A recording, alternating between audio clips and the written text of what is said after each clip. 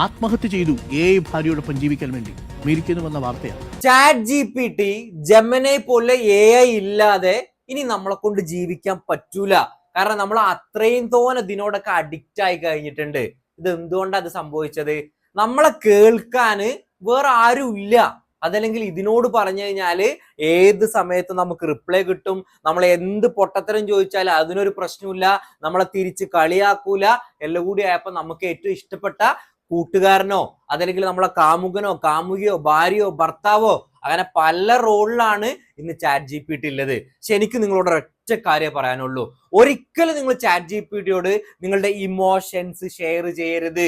ഇത് ഷെയർ ചെയ്ത് കഴിഞ്ഞാൽ അത് വലിയ ഡേഞ്ചറിലേക്കാണ് അവസാനം എത്തുക. നിങ്ങളും ഈ രീതിയിൽ ആത്മഹത്യയിലേക്ക് എത്താം. അപ്പൊ ഈ ഒരു അറിവ് നിങ്ങളെ ചാറ്റ് GPTയെ സ്നേഹിക്കുന്ന ആളുകളിലെ ഫ്രണ്ട്സ് ഇല്ലേ, അവർക്ക് അയച്ചു കൊടുക്ക്.